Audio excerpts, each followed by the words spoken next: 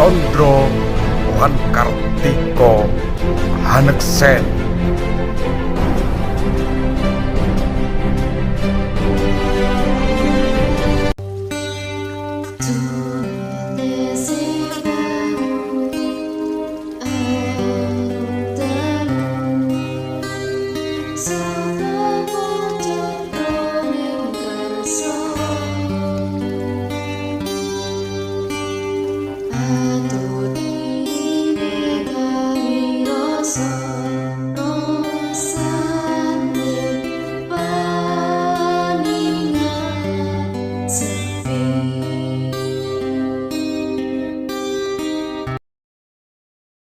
Sedulurku sekalian, kemarin kita telah mengupas tentang bagaimana akal dan bagaimana qulub yang kemarin kita bahas sedikit, dan sekarang kita membahas pada tahap manusia sudah bisa mengaktifkan kerja akal yang kedua, yakni fikir, atau yang disebut dalam Al-Quran dengan afala tatafakarun.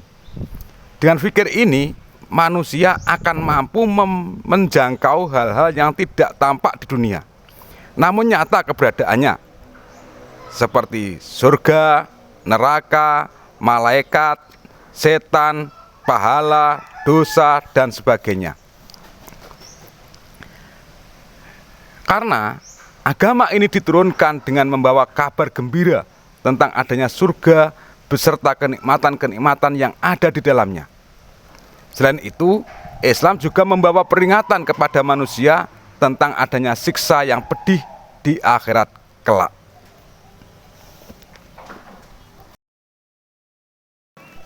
Kebanyakan manusia sulit untuk dapat mengenal Tuhan secara sempurna.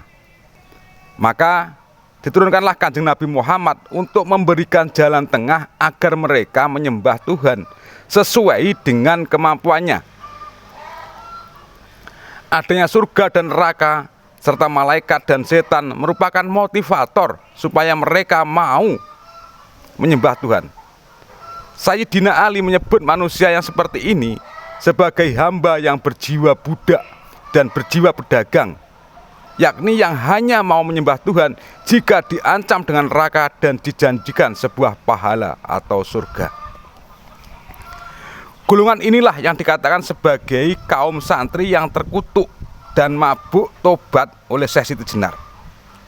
Mereka beribadah bukan dengan niat yang tulus dan murni, tapi karena mengharapkan sesuatu dari Tuhan.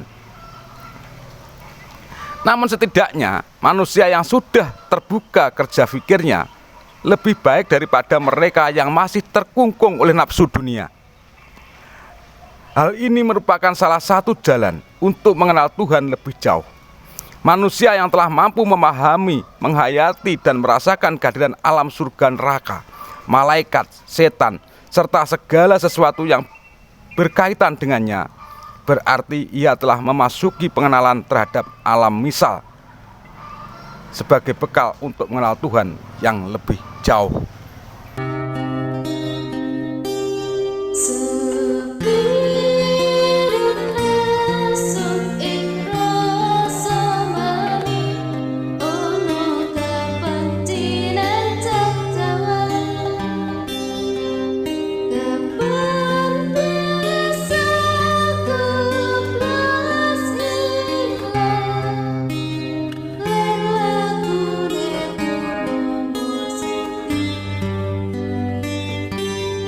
Yang ketiga selanjutnya adalah mengenal diri dari rohnya.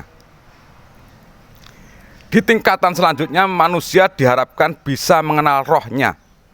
Inilah nyawa yang membuat jasmani dan jiwa manusia hidup. Jasmani tidak akan bergerak jika tidak mendapat komando dari jiwa, dan jiwa tidak akan dapat memberi komando pada gerakan jasmani bila tidak terdapat roh di dalamnya. Inilah yang bisa dipahami kebanyakan orang sebagai hidup. Selama roh masih melekat dalam jasmani, seorang dikatakan masih hidup. Ketika sedang tidur, manusia tidak bergerak dan tidak merasakan sesuatu karena jiwanya keluar dari jasad Namun, ia tetap dikatakan hidup karena rohnya masih berada dalam jasad. Ketika bangun, jiwa kembali menyatu dengan badan hingga hidupnya di dunia sempurna. Ketika roh terlepas dari badan, secara otomatis jasmani tidak bisa dipakai lagi dan jiwa tidak lagi mampu menggunakan. Inilah yang disebut dengan mati. Sedulurku, roh ini disebut juga dengan nyawa. Di dalam Al-Quran dijelaskan bahwa Tuhan meniupkan roh manusia dari rohnya. Mengenai ini, Ki Ageng Pengging pernah mengatakan bahwa nyawa manusia berada dalam tirta nirmala atau air kehidupan. Dalam bahasa Arab disebut ma'ul hayat. Ia berada dalam uni nong ononung atau dat Tuhan, sehingga seseorang mampu mencabut nyawanya sendiri, sebagaimana yang dilakukan oleh Syekh Siti Jenar. Hal itu bisa dilakukan karena ia telah melebur dirinya dengan dat Tuhannya. Syekh Siti Jenar mengaku dirinya sebagai dat Allah dan menganggap budi serta kesadaran manusia sebagai Tuhan. Baginya kodrat atau kekuasaan dan irodat atau kehendak Tuhan adalah sebagai ilmu sejati. Semua sifat Tuhan yang 20 jumlahnya, jika digulung menjadi satu dan melekat dalam budi, maka akan menjadi lestari dan kekal selamanya. Dengan pemahaman tersebut, wujud mutlak itu akan menjadi dat, tiada bermula, tiada berakhir, tiada berasal, dan tiada bertujuan. Syekh Siti Jenar telah bersemayam dalam kodrat atau kekuasaan Tuhan, sehingga ia berkuasa untuk mengambil nyawanya sendiri, serta bersemayam dalam irodat atau kehendak Tuhan. Dengan kata lain, kehendaknya adalah kehendak Tuhan, dan kapan ia mau menginginkan ajalnya, ia bisa melakukannya. Dengan keyakinannya, Syekh Siti Jenar dapat menutup sumber air kehidupannya dengan mudah atas kuasa dan kehendak zat Tuhannya dalam dirinya, hingga ia pun bisa mengambil nyawanya sendiri. Roh atau nyawa manusia berasal dari Tuhan secara langsung, sedangkan jasmani hanyalah gambaran maya, zat yang tidak lebih dari sekedar simbol. Jasmani ini akan menjadi penghalang bagi manusia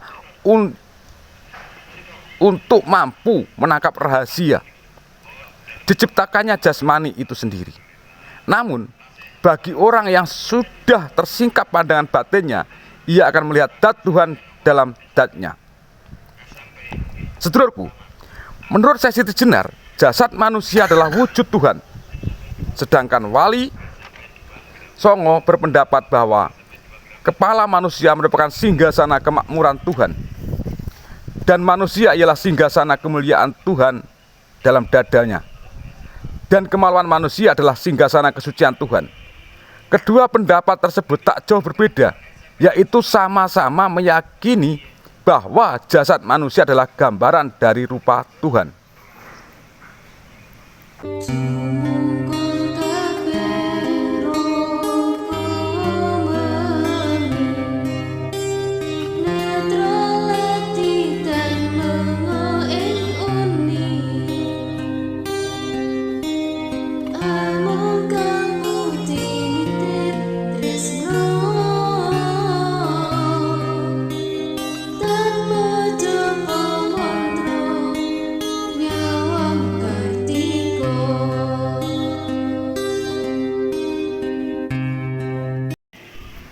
Apabila kita berpijak pada kedua pandangan tersebut, seseorang bisa mengenal Tuhan melalui jasmani dengan menganggapnya sebagai gambaran dari wujud Tuhan. Adapun zat yang sesungguhnya berada dalam rasa. Demikian pula dengan jiwa, ia merupakan gambaran dari perbuatan, nama dan sifat Tuhan. Sehingga untuk mengenal Tuhan juga bisa dilakukan melalui gambaran jiwa seseorang. Hal itu dilakukan dengan melihat perbuatan, nama, dan sifat setiap orang sebagai perbuatan, nama, dan sifat Tuhannya. Syekh Siti Jenar berkeyakinan bahwa alam semesta ini tidak diciptakan, tapi menemukan keadaan.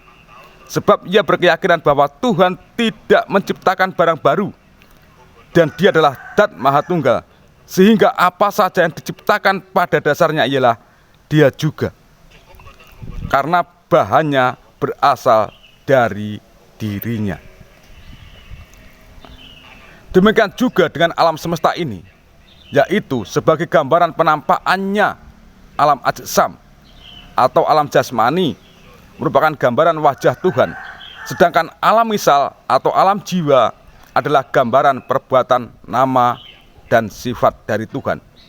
Dengan kata lain, semua alam tersebut pada dasarnya merupakan wujud dari Tuhan.